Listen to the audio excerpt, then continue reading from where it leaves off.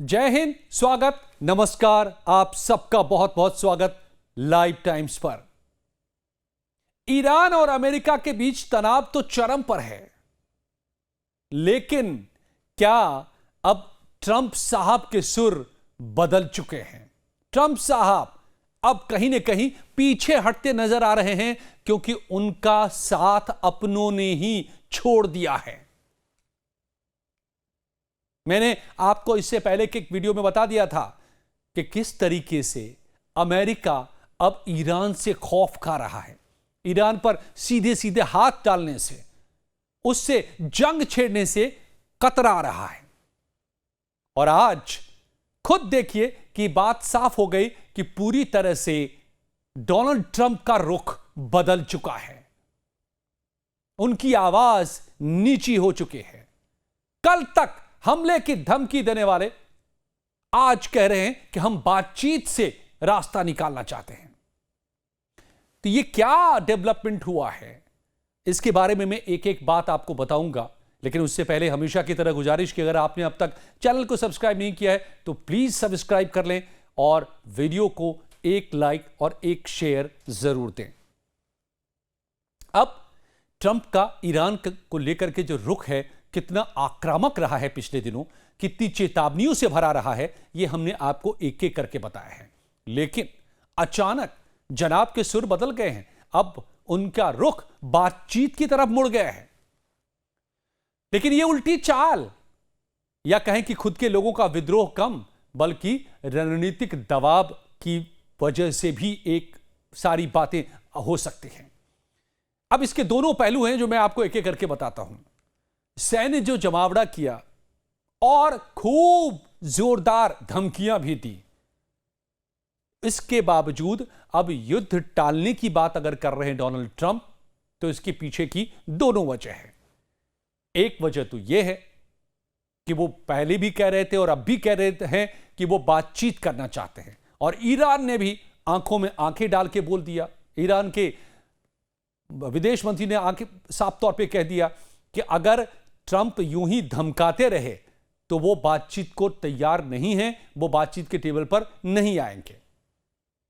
और इसके बीच दूसरी बात जो हुई कि ईरान के पास जिस तरह का जखीरा है मिसाइलों का, जिसे मैंने आपको अपने पिछले वीडियो में बताया है, उसको देखते हुए खुद अमेरिका में डर पैदा हुआ। अमेरिका के secretary of state mark Rubio ने कहा कि अमेरिकी सैनिक की जान खतरे में है। 40,000 सैनिक पर बहुत बड़ा खतरा है ईरानी मिसाइल का। तो अब ये दोनों वजहों के बीच में अमेरिका ने तो ईरान के पास यूएसएस अब्राहम लिंकन जैसे aircraft carrier, F-35 jets, Tomahawk missile वाला बड़ा सैन्य दल तैनात कर रखा है। ट्रंप ने 27-28 जनवरी को हमले की सीधी धमकी दे दी थी और कहा था कि अब वक्त खत्म हो रहा है, जल्द से जल्द ईरान माने वरना हमला। परमाणु डील के लिए दबाव बनाने की पूरी तरकीब थी। लेकिन 29 जनवरी को उन्होंने कहा कि सैन्य कार्रवाई की जरूरत नहीं पड़ेगी और बातचीत की हम योजना बना रहे हैं। तो फिर हुआ क्या है, इसके बीच में क्या हो गया? तो अर्माडा से डायलॉग तक आखिर कैसे पूरी घटनाक्रम में बदलाव आया है, इसको जरा समझिए। ट्रंप ने ईरान की ओर एक विशाल नौसैनिक बेड़ा आर्माडा भेजने की घोषणा की, जिसे वेनेजुएला से भी बड़ा बताया गया था। और ताजा बयान है 30 जनवरी का कि कह रहे हैं कि अब जंग नहीं बल्कि बातचीत, नेगोशिएशन वो चाहते हैं ट्रंप। ईरान के पास परमाणु डील के लिए समय कम होता जा रहा है। ये बार बार जो उनका रुख था उसमें पूरी तरह से बदलाव आ गया। अब सैन्य कार्रवाई से बचने की बात कह दी। तो ईरान का भी रुख पलटा। ट्रंप ने दावा किया कि ईरान ने विरोध प्रदर्शनियों के दौरान पकड़े गए 800 कैदियों को फांसी उसकी रोक दी है, जिसके कारण उन्होंने अपने प्रस्तावित सैन्य हमले को टाल दिया है। अब यह फेस सेविंग की कवायद हो सकती है।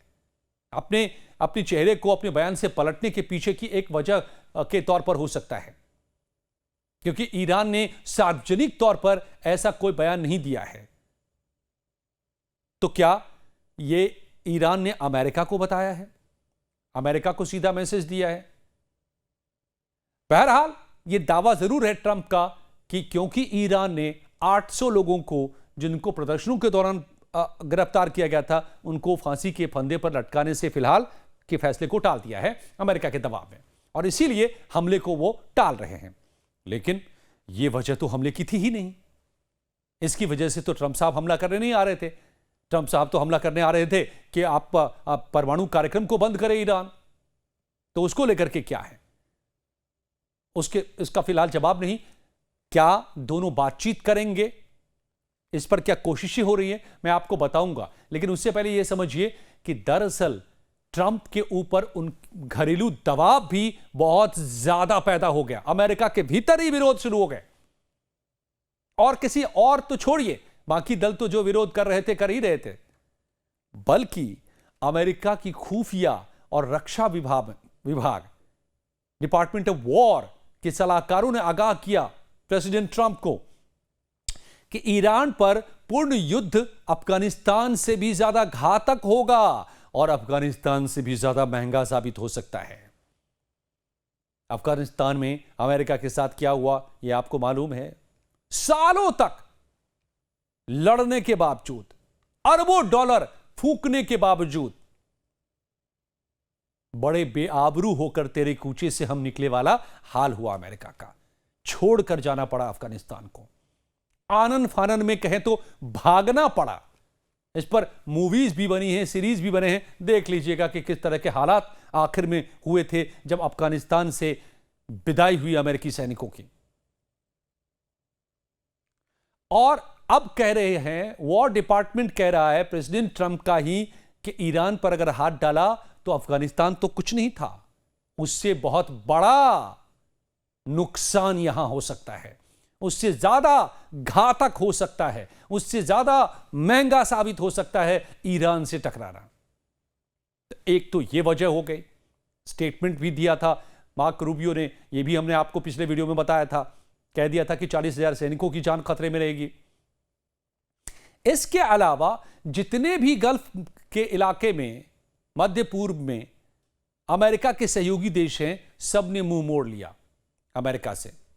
तो घर में विरोध और फ्रंट पर जहां सहयोगी देश हैं उन सब का विरोध। सऊदी अरब, यूएई, कतर जैसे तमाम देश जो खाड़ी के हैं, उन्होंने साफ कर दिया कि अपनी हवाई सीमा का इस्तेमाल ईरान के लिए वो नहीं होने देगा, न अपनी जमीन का, न अपनी हवा का, न ही अपने समुद्री क्षेत्र का। वो इस युद्ध की आग में खुद को नहीं झुलसाना चाहते, इसमें वो नहीं पड़ना चाहते, वो तटस्थ रहना चाहते हैं। अब फिर आई गनवोट डिप्लोमेसी।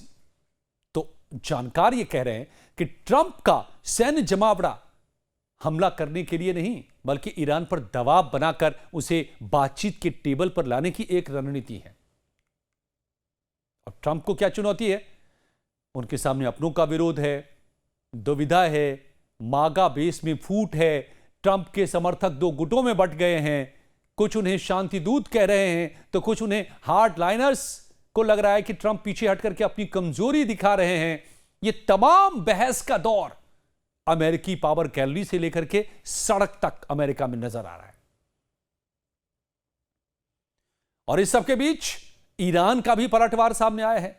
ईरान के विदेश मंत्री अब्बास अरागची ने कहा कि जब तक धमकियां बंद नहीं होती वो बातचीत नहीं करेंगे। चेतावनी दे दी कि उनकी सेना के हाथ भी ट्रिगर पर मौजूद हैं, उधर से हमला और इधर से जवाब। और फिर मैंने आपको बताया कि अमेरिकी वॉर डिपार्टमेंट ने क्या कहा है, secretary of state mark Rubio ने क्या कहा है। तो अब सवाल है कि आगे क्या, इस पूरे मामले का आगे क्या होना है? क्या अमेरिका अपने सैन्य साजो सामान के साथ वापस लौट जाएगा? यह अमेरिका की बड़ी भारी फजीहत होगी, उसकी साख गिर जाएगी, उसकी ताकत का जो कम से कम पूरी दुनिया में एक बना हुआ है ऑरा, वो खत्म होगा। तो ऐसा तो अमेरिका करेगा नहीं, फिर होगा क्या? तो अब बातचीत के रास्ते को मध्यस्थता के जरिए आगे बढ़ाने की कोशिश हो रही है और तुर्की इसमें मध्यस्थता कर रहा है। तुर्की के राष्ट्रपति एर्दोगन और ईरान के विदेश मंत्री के बीच बातचीत चल रही है, जो इस संकट को टालने का आखिरी मौका हो सकता है। अब आर्थिक संकट भी है, ईरान की गिरती मुद्रा, आंतरिक विरोध प्रदर्शनों ने यहां के शासन को भी कमजोर किया है। तमाम सैंक्शन की वजह से ईरान की जो माली हालत है वो पहले से खस्ता हो चुकी है। तो ट्रंप भी ऐसे समय में पूरा दबाव बना करके एक बेहतर डील हासिल करने की कोशिशों में जुटे हुए हैं। और ईरान के लिए भी एक जंग लड़ना और उसके लिए फंडिंग करना एक बहुत ही महंगा सौदा हो सकता है, इसमें कोई शक नहीं है। ईरान बेशक नुकसान पहुंचा दे अमेरिकी सेना को, अमेरिकी अड्डों को, लेकिन ईरान खुद भी महफूज नहीं रह पाएगा, यह भी ईरान को साफ है। तो फिर क्या यह ट्रंप का मास्टर स्ट्रोक है कि उन्होंने पहले दबाव बनाया, फिर बातचीत के लिए डिप्लोमेटिक चैनल खोला, अब मध्यस्थता के जरिए बातचीत के टेबल पर ईरान को लेकर आएंगे, या फिर खौफ खाकर खुद अपने देश के भीतर विरोध की वजह से, सरकार में, ट्रंप प्रशासन में ही विरोध हो जाने की वजह से वो उनको पीछे हटने पर मजबूर होना पड़ा है। तो क्या आगे बातचीत के जरिए रास्ता निकलेगा, या फिर वही गोला बारूद, हमले, मिसाइलें, वो दौर भी दुनिया देखेगी। आने वाले कुछ घंटे बेहद अहम हैं। खबरें अभी भी आ रही हैं कि रात को, आज रात को भी हमला हो सकता है, इससे भी इनकार नहीं किया जा सकता। क्योंकि अगर बातचीत का चैनल फेल होता है तो फिर टकराव के सिवाय कोई रास्ता नहीं होगा। अमेरिका अब इतना आगे इस पर आ चुका है कि उससे अगर वो वापस पलटता है बिना समाधान के, तो अमेरिका की फजीहत होगी, अमेरिका की साख दुनिया में खत्म हो जाएगी। तो इसीलिए या तो बातचीत के जरिए अब रास्ता निकालना होगा, या नहीं तो सैन्य टकराव तय है। तो अब तुर्की की मध्यस्थता काम आती है, या फिर दोनों में टकराव होता है। कुछ ही घंटों का और इंतजार कीजिए दोस्तों, यह साफ हो जाएगा कि आखिर इस पूरे तनाव का परिणाम क्या निकलकर सामने आता है। इस वक्त स्थिति बेहद नाजुक है। तो आप क्या चाहेंगे कि मध्यस्थता के जरिए बातचीत का रास्ता निकले, समाधान निकले, ईरान अपने परमाणु कार्यक्रम से पीछे हटे और अमेरिका अपने सैनिकों को यहां से पीछे हटाए, या फिर जंग ही इसका रास्ता है? अपनी राय हमें जरूर बताइएगा। और वीडियो पसंद आई हो तो एक लाइक और एक शेयर और एक कमेंट जरूर करिएगा। बहुत बहुत धन्यवाद।